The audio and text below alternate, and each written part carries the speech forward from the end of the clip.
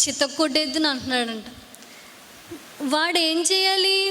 రోజు దేవుణ్ణి వాడు కొట్టకుండా ఉంటే చాలు. సైనికులు వెళ్ళి కొట్టవసరం లేదు, వీడు కొట్టకుండా ఉంటే చాలు. అంతే కదా. మనం చాలామంది ముసలి వాళ్ళు ఉంటారు కదా, ఈ మధ్యన శ్రమ దినాలు కదా, సిలువ ధ్యానాలు కదా, ఈ మధ్యన టీవీలో అన్నీ ఏ పాటలు వస్తాయండి? సిలువ పాటలు వస్తూ ఉంటాయి.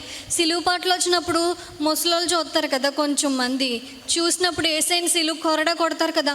అమ్మో దొంగోడు కొట్టేస్తున్నాడు, అమ్మో ఎలాంటోడు అని చెప్పి ఆ సైనికుల్ని చాలా దారుణంగా తిడతారు. మీరు ఒకవేళ చూసి ఉంటారేమో ఎవరి దగ్గరైనా, రియల్గా చాలా ఇదిగా తిడతా ఉంటారు.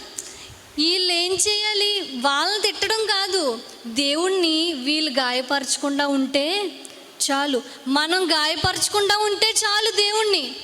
లేదు, మనం గాయపరుస్తాం, వాళ్ళు అలా చేయడం వల్ల దేవుడు ఎంత బాధపడతాడండి?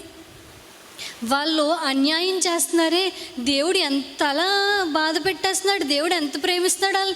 మరి నిన్ను ప్రేమిస్తున్నాడు, నువ్వు తప్పు చేస్తున్నావు కదా. ఎవరి తప్పులు వాళ్ళకి కనిపించవు.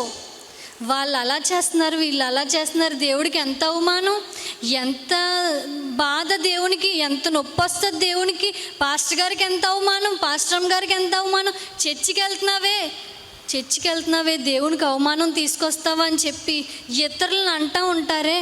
ఒక్కసారి అదే చూపు మన వైపు చూసుకుంటే, అదే ఆలోచన మన వైపు ఆలోచించుకుంటే, దేవుణ్ణి మనం బాధ పెట్టకుండా ఉంటే చాలు, మనం సంతోషపెడితే చాలు. ఒకరోజు నేను అనుకున్నాను, అందరినీ చూసి చాలా దారుణం కదా, ఎంత ఇదిగా